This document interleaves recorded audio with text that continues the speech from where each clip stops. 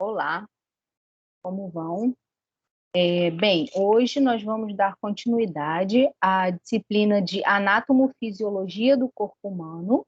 Falaremos da unidade 3, onde trataremos do sistema digestório e sistema renal. Bem, começando pelo sistema digestório, ele é composto pela boca, pelo estômago, intestino, boca, as glândulas salivares, né, que fazem parte da estrutura da boca, aqui o esôfago, o estômago e os intestinos, e as glândulas acessórias, né, que vão produzir aí as enzimas que vão atuar no processo digestivo. Sendo que todas essas estruturas que nós citamos, elas compõem uma estrutura principal, digamos assim, formada pelo tubo digestório, que ele vai começar aqui desde a boca, desde o final da cavidade oral até o reto, sendo que todo esse trajeto ele é composto por 4 camadas principais, né, de epitélio, camada que compõe a camada serosa, né, que é o epitélio, a lâmina própria e a camada submuscular, a lâmina intermediária, que é a muscular externa e a serosa, que é a mais externa. E os órgãos acessórios, como eu falei, que vão participar e produzindo substâncias, secreções que vão participar do processo digestório. Bem, o sistema digestório ele é responsável pela ingestão, mastigação e deglutição, que ocorre na boca e na região orofaríngea. A digestão, que já começa na boca, vai no estômago, a absorção, que começa no estômago e vai até os intestinos, o peristaltismo, que ele começa ele ocorre, né, ao longo de todo o trajeto, que é o ato de empurrar aí o alimento, desde a cavidade oral até ao final do ânus, e a defecação propriamente dita, né, que ocorre aí a partir da formação depois que passa pelo intestino delgado, passa a ser considerado como fezes, o quimo passa a ser fezes, né, e aí vai passar pelos intestinos até chegar aqui o ânus para poder ser excretado. Bem, aqui demonstrando um pouco mais especificamente, nós temos o peritônio, que é uma membrana, né, uma estrutura que vai envolver aí todos os órgãos da minha região abdominal, né? Ela tem a função de conter e de proteger os órgãos. Importante citar que os meus rins, eles estão na porção retroperitoneal, né? Eles estão fora dessa camada, aqui na região anterior ao peritônio. Falando um pouquinho especificamente do início do processo digestório, que começa na boca, nós temos aqui os ossos da mandíbula, e que vão fazer aí o processo todo de mastigação junto com a maxila, né, as maxilas, os ossos que vão compor aí o maxilar. Temos dentro da cavidade oral o palato duro e o palato mole, que também vão participar desse processo de mastigação e o processo de empurrar o alimento para a deglutição, né? E Nessa cavidade oral, a gente destaca aqui as glândulas salivares, né? Aqui temos a glândula submandibular, aqui a sublingual e as parótidas, que são aí responsáveis pela produção da saliva e das enzimas digestivas, né? Que começa a digestão do amido já na boca, né? Que é a enzima responsável é a amilase, e também temos a produção de lisozimas, que são responsáveis por proteger a mucosa da boca e da faringe, que é a próxima porção aqui, né? Aqui já tem representada a estrutura aqui da faringe, e ela interliga a região nasal, oral, né, entre a parte digestória e a parte de respiração aqui. E essas glândulas, elas vão produzir em 99% de água, né, e 1% de proteínas e íons, né, e mais as enzimas digestivas. Bem, compondo toda essa estrutura de mastigação, nós temos a língua com as papilas gustativas, né, que são aí responsáveis por sentir o sabor. Cada região da língua ela vai ter aí um tipo de papila, compondo esse sistema de sensação, né, tanto de sabores quanto de textura e temperatura. Falando ainda um pouquinho sobre as glândulas, né, as parótidas, que são aqui, que se apresentam aos pares, elas são as glândulas maiores do nosso sistema aqui da cavidade oral, que vão ser responsáveis aí pela produção de secreções enzimáticas, principalmente, e as submandibulares aqui, as glândulas submandibulares, que são glândulas menores em relação às glândulas parótidas, elas vão ser responsáveis especificamente pela salivação lubrificante, que vai evitar aí o ressecamento da boca, né? Aqui nós podemos observar o ducto dela, que sai aqui abaixo da estrutura da língua, né, da cavidade oral, e aqui o ducto da glândula parótida, que ela fica aqui localizada, ela atravessa esse masséter aqui, esse osso, né? Ela vai perfurar o músculo bucinador, e aí ela vai se abrir aqui atrás do segundo molar superior, para poder liberar, né, secretar essas enzimas digestivas, né?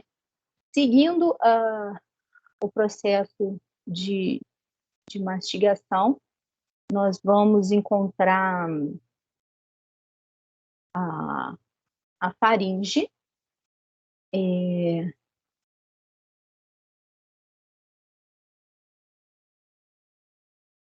Aqui nós temos a faringe, a região nasofaríngea, né, aqui em cima, aqui a região orofaríngea e aqui a laringofaríngea, que vai se dividir entre a porção que vai chegar à traqueia para o processo respiratório, e aqui a parte da laringofaringe, que vai ter comunicação com o esôfago, que vai participar da parte do tubo digestório, né? Sendo que é nessa região que nós encontramos a estrutura da glote e da epiglote, que vão aí ser responsáveis por impedir que o alimento, durante a deglutição, né, que abre aqui a mandíbula, né, quando há a deglutição, que o alimento e os líquidos, eles, ao invés de irem para o esôfago, eles cheguem na porção da laringe, que chega até a traqueia. Então, esse sistema aí é muito importante para que não não ocorra, né, essa deglutição aí errada. E quando ocorre, o organismo ele expulsa através da tosse, né? É muito importante a gente falar, né, dessa região da faringe e da laringe, ela é muito importante para o processo digestório, como eu disse já, que começa o tubo com as 4 camadas, né? E nessa região também nós temos aqui a tonsila, que ela é formada por tecido linfático, ela fica na região orofaríngea, aqui abaixo, região orofaríngea, e ela vai ser aí responsável pela produção de células que vão participar no processo de combate às infecções, tá?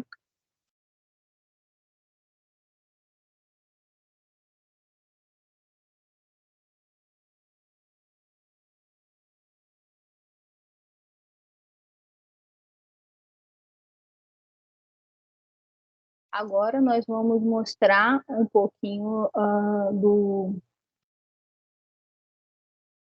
processo de digestão.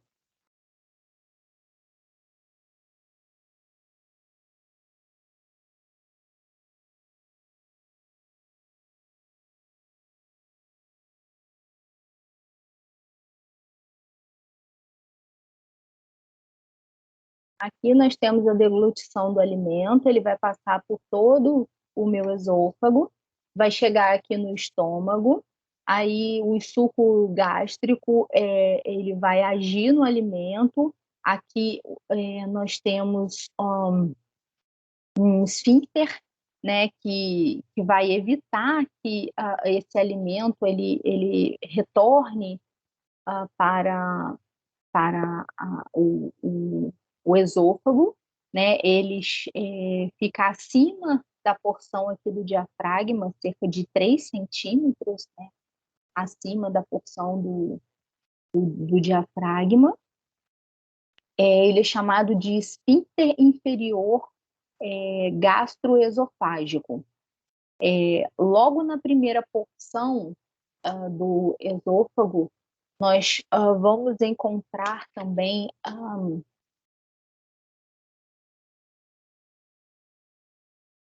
aqui, logo no início da porção do esôfago, nós vamos encontrar um outro esfíncter, que é o esfíncter superior, ou faringoesofágico, né, no final aqui logo no início no final da minha faringe, no início ali do meu esôfago, que é esse que nós citamos anteriormente, né? O meu esôfago ele é dividido em porções, sendo que a primeira porção ela tem músculo estriado, a porção torácica ela ela é composta por musculatura estriada e lisa, né, a musculatura mista, e a minha porção, aqui mostrando melhor, a porção torácica e a minha porção abdominal do esôfago, que vai chegar no meu estômago, ela tem uma membrana lisa, né? A musculatura dela é lisa. Bem, agora nós vamos falar um pouquinho do estômago.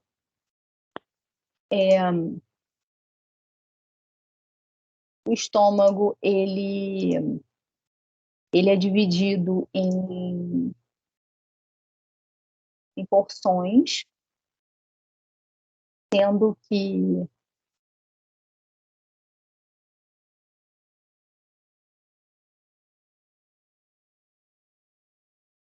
cada porção responsável por uma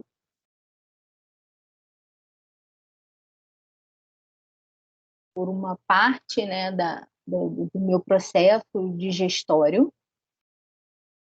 Nós vamos exemplificar aqui.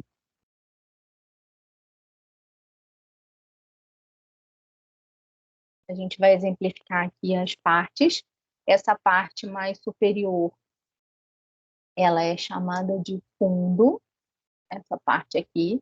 Essa parte mais próxima aqui ao esfíncter de conexão aqui com o esôfago é chamada de cárdia. Essa parte maior aqui é chamada de corpo. A porção final aqui é chamada de antro. E a última porção aqui, antes de se conectar com o duodeno, ela é chamada de piloro, sendo que na região da cárdia, que é essa primeira porção aqui, ela tem glândulas que vão produzir muco e lisozima e o ácido clorídrico, que vão aí participar do processo efetivamente digestório, né? Nós temos aqui a parte do fundo, que ela contém glândulas que elas, junto com a parte do corpo, vão ter as glândulas fúngicas, que elas vão se abrir como pocetas gástricas aqui nessa região, para poder atuar efetivamente no processo digestório. E nós temos aqui a porção do antro, onde já começam as pocetas gástricas, que são as reentrâncias que vão aí participar vão aumentar aí a região de contato com o alimento. E o piloro, que é a parte que vai aqui regular exatamente a passagem do quimo através dessas focetas gástricas, e aí junto com as glândulas pilóricas, que também vão ser responsáveis aí pela produção de muco, lisozima e outras substâncias gástricas que vão participar do processo digestório, né? E aqui a porção final, que tem o último esfíncter dessa porção aqui do estômago, né? O terceiro esfíncter, que é o esfíncter pilórico, que evita exatamente que depois que o quimo passe aqui para o duodeno para ser transformado em fezes, né, propriamente dito, no intestino delgado, e sofrer os processos de reabsorção, que ele retorne aqui para o estômago, né? Essa outra porção, que é a porção do duodeno, ela vai possuir as glândulas, que são as glândulas de Bünner.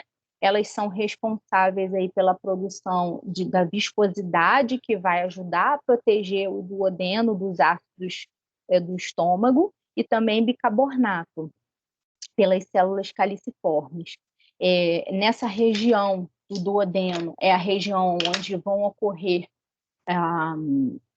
as vilosidades, que são pregas que vão não só da camada mucosa, mas também a parte submucosa, que vai se dobrar para poder aumentar a superfície de contato com o alimento. Essas estruturas, elas, nessa primeira porção, os vilos, eles são longos e curtos em forma de folha, para poder ter a maior superfície de contato, né? Essa região também, ela vai já começar a ter a presença de linfócitos, sendo que nessa região são chamados linfócitos intraepiteliais, formando o GALT, né, que são os nódulos linfóides associados ao intestino, responsáveis pela produção dos anticorpos, né, dos linfócitos, que são as células responsáveis aí pela defesa do organismo devido à presença de bactérias no intestino que auxiliam aí no processo de digestão, tá? Posteriormente ao duodeno, que é a primeira porção do intestino delgado, aqui nós temos um vídeo que vai demonstrar, nós temos a porção do jejuno, que vão ter os vilos longos, e não possuem glândulas, né? Essa estrutura do jejuno não possui glândulas. Elas têm as criptas de Lindbergh, que vão ser aí responsáveis também pela absorção de substâncias nessa mucosa do trato gastrointestinal, aí, da absorção para o trato digestório, né? Aqui demonstrando o alimento, ele vai passar por todo o intestino delgado, né? Até o ilho.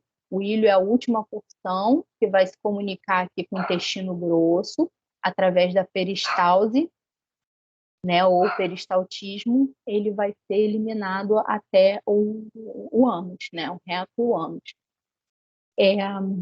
Aqui nós temos demonstrado a última porção do meu intestino delgado, que é a chamada de ilho. Ela vai ter as placas de Pierre, que são grandes folículos linfóides na mucosa e na submucosa, né, que também vão ser responsáveis aí pela produção de linfócitos, né, que vão participar aí, são células de defesa do organismo, para não haver aí a invasão das bactérias para o sistema do organismo, né, da pessoa. Agora, falando um pouquinho da próxima porção, né, que é o intestino grosso. Aqui nós temos a última porção do intestino delgado, como nós falamos. Aqui a comunicação do intestino delgado com o intestino grosso, né? Aqui nós temos a porção final, que é o seco. Nessa região, que é no quadrante inferior direito, aqui nós vamos ter aqui essa estrutura aqui, que é o apêndice, né? E a função principal aqui é receber o quimo, né? Como eu disse anteriormente, e transformar esse quimo em bolo alimentar, né? Que posteriormente ele vai ser chamado fezes. Nessa região ocorre o início da absorção de água e nutrientes, né? E a válvula que vai separar o meu intestino grosso do meu intestino delgado, ela é chamada de iliocecal, né? Ou válvula de Bowring. Tá? Nessa região também a gente vai ter órgãos linfáticos.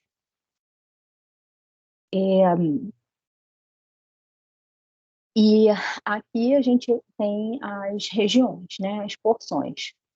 Aqui nós temos o colo ascendente, ou seja, o quimo, né, que vai virar bolo fecal ou bolo alimentar.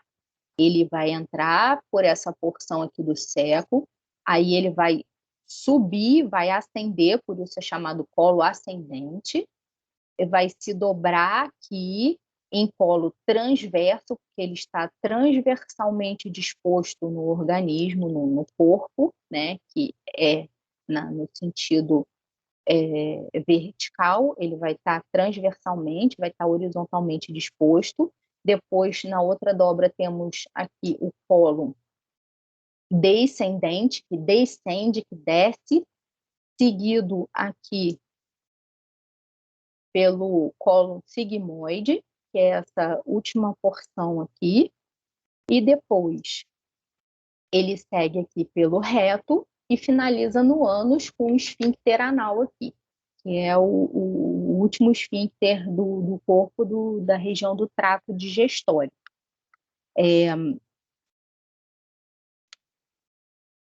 É importante falar que nessa região do intestino grosso, nós temos estruturas que são aí responsáveis pelo peristaltismo, né, nessa região.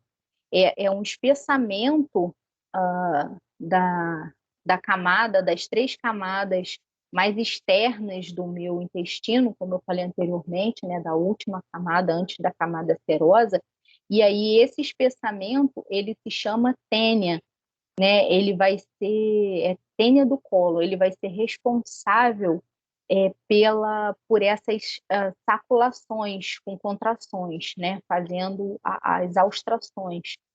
E são essas porções aqui, que são chamadas austrações, e aí vão auxiliar nesse movimento peristáltico, né? E vai passar aí o alimento todo até a absorção, demonstrando de água e nutrientes nas vilosidades, aqui passa pela corrente sanguínea, todas as substâncias são absorvidas, né? As fezes vêm, como eu falei, no colo ascendente, no colo transverso, descendente, no sigmoide, até o reto e então sair pelo ânus.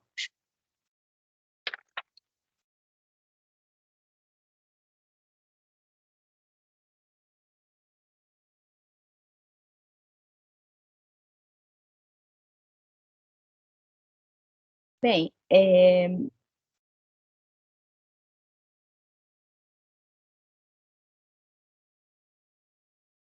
agora nós vamos só destacar aqui as porções dos esfíncteres, né, da localização de todos os esfíncteres, são importantes destacar. Aqui nós temos, nessa porção aqui, o primeiro esfíncter, que é o esfíncter superior, que é o faringo esofágico, né? Ele está entre a faringe lá e o esôfago.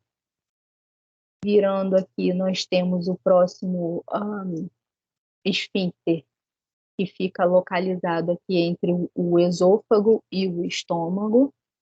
Como nós dissemos, aproximadamente numa porção 3 centímetros antes de atravessar aqui o músculo do diafragma. Se nós colocarmos aqui e dissecarmos, e ele atravessa o músculo do diafragma. A próxima porção, que é entre o estômago e a primeira porção do intestino delgado, que é o jejuno, é chamada de esfíncter pilórico. E o próximo, que é o esfíncter anal, que é essa porção aqui final depois do reto. Sendo que nesse processo nós temos a musculatura lisa, lembrando que em algumas regiões, né, tirando aqui a parte muscular do reto, uma contração involuntária, né? Agora nós vamos falar do sistema urinário. Vamos começar citando aqui o sistema urinário masculino, né? O sistema urinário masculino e feminino, ele se dá aqui pelos rins, bexiga e, principalmente, né, o ureter e a bexiga e a estrutura excretora da urina, que é a uretra, né? sendo que a diferença básica entre os homens e as mulheres é que aqui a estrutura masculina, temos os rins, né, o ureter, a bexiga urinária, né, sendo que a diferença é que aqui no homem a gente tem a parte da uretra, que vai se diferenciar aqui em uretra prostática, né, que ela está aqui dentro da próstata, né, ela tem perfurações que ela vai receber aí a lubrificação e também os espermatozoides provenientes aqui da produção dos testículos, né? Eles vão ficar armazenados aqui no epidídimo e pelo canal aqui deferente eles vão até aqui o final da bexiga, vão se conectar aqui na próstata e então vão ser ejaculados, né? Porque a comunicação no homem entre a região urinária e a região reprodutora, né? Um canal único aqui, que é o canal da uretra, que é a comunicação comum aí entre os dois sistemas, né? Agora demonstrando, como nós dissemos, o sistema urinário feminino, né? Também temos um par de rins, que eles são dispostos aos pares no organismo, né? Com a face do íleo, o hilo, que é essa porção onde entra a minha pelve renal, né? Que vai se comunicar aqui com o ureter até chegar na bexiga, e toda a vascularização que entra e sai aqui do rim vai também se dar por essa região aqui do hilo, seguindo aqui do ureter até a bexiga, e então saindo aqui na uretra, né? Sendo que nas mulheres, importante destacar que é um canal separado, né, do canal reprodutor, que é o canal da vagina, e aqui da uretra, que é a porção excretora.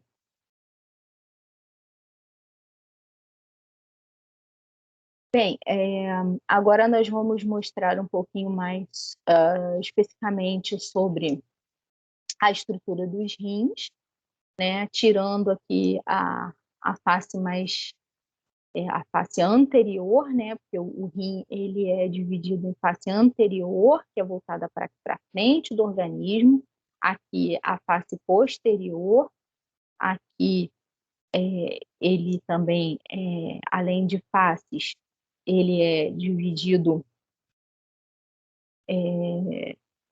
nas regiões superior e inferior, né, a parte externa e a parte medial, que é essa parte mais próxima aqui do meio do corpo, né?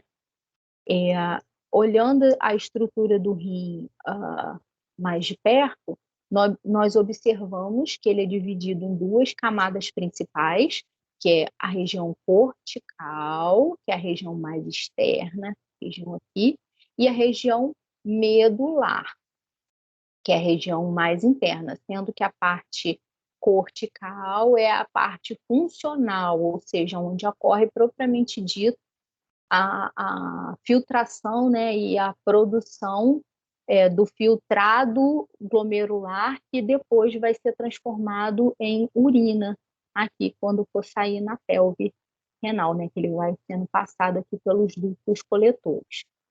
Aqui nós temos dividido estrutura, observem, essa estrutura triangular, né, e a estrutura que faz face, né, com cada uma dessas estruturas. Essas estruturas triangulares, sugestivo o nome, né, chamado pirâmide renal, elas são intercaladas por colunas renais, E aí, a próxima porção aqui tem os cálices renais, né, onde essa pirâmide vai fazer a interface aqui, tem os cálices menores que se abrem em cálices maiores, que são essas porções aqui secundárias, e aí se conectam com a pelve renal, né, aonde essa porção vai se conectar com o meu ureter para poder então conduzir a urina.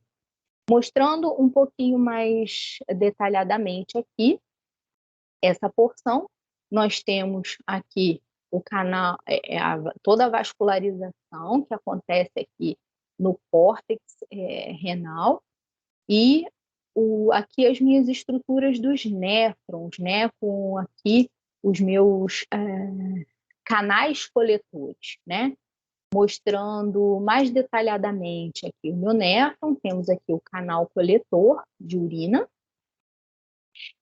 aqui a alça de Henle, né, que vai não só estar nessa parte aqui cortical, só mais superior, mas ele vai aqui entremear, como nós mostramos aqui anteriormente, ele vai permear as minhas pirâmides renais junto com os meus túbulos coletores de urina, né?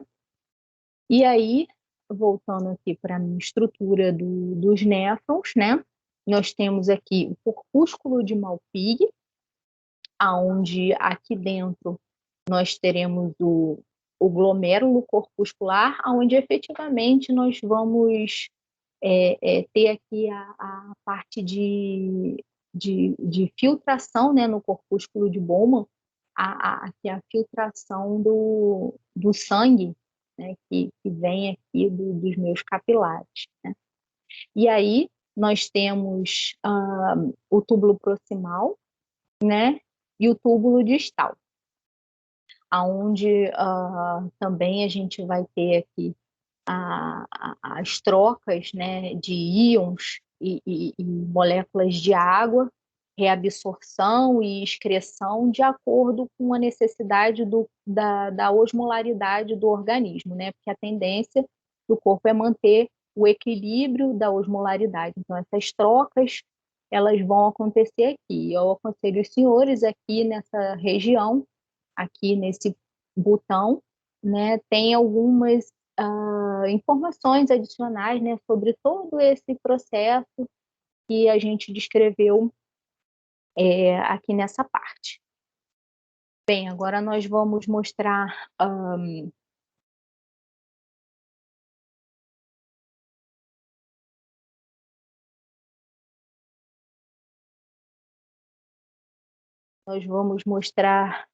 um pouquinho aqui da diferença, né, do orifício da uretra. No caso do homem, a uretra, ela vem aqui, como nós falamos, né, e ela vai, nesses canais aqui, ele vai se comunicar com a uretra renal, né, vai se comunicar aqui com a próstata e vai receber aqui os espermatozoides, né, e as secreções produzidas pela vesícula seminal aqui, também pela próstata, através dos poros que tem aqui nessa região da uretra, para poder se comunicar, então, e até aqui ser excretado.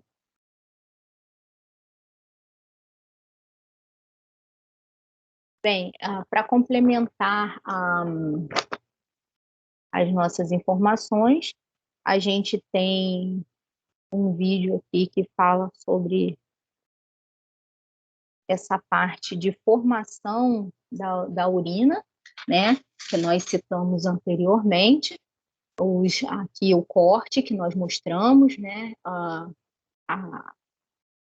todos os líquidos, né, vêm através são filtrados aqui, permeados nos capilares, e aí são filtrados, aqui tem a região de absorção, né, e nessa região, aqui está demonstrado que dependendo da substância, a gente pode ter aqui a obstrução, né, desses canais condutores. Então, existem células que produzem substâncias que fazem essa limpeza para que não ocorra a obstrução, tá? Então, dependendo da alimentação da pessoa, né, se for rica em cálcio, rica em sais, pode acontecer também esse excesso. Aqui, mostrando também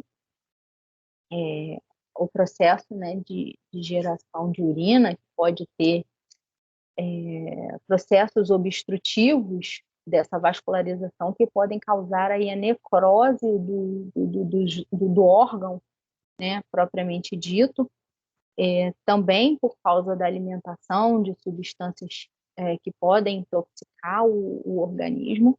E aí é importante, né, a gente falar sobre essa questão alimentar que influencia diretamente na formação de cristais, que também vão obstruir o canal de condução, né, da urina, como demonstrado aqui no vídeo anterior. Bem, a gente sugere que os senhores visitem outros vídeos aqui que demonstram esses processos que nós falamos, tanto o digestório quanto a parte de filtração, né, e produção de urina. Também temos aqui uma importante estrutura, né, mostrando a parte de incontinência urinária por causa de fraqueza nos esfíncteres que vão aí segurar a urina, né, a uretra aqui, o esfíncter da uretra, e aí a pessoa também por problemas na musculatura da parte pélvica, né, principalmente nas mulheres, porque geralmente incontinência urinária em homens é causada por problemas na próstata, porque, como nós citamos anteriormente, tem interface lá com parte da uretra na próstata, por causa de gravidez, aí pode causar a fraqueza, né, dessa musculatura aqui. Então, existem exercícios específicos para tratar essas questões. Tá? Então, é isso. Obrigada pela atenção. Espero ter colaborado para o estudo dessa parte.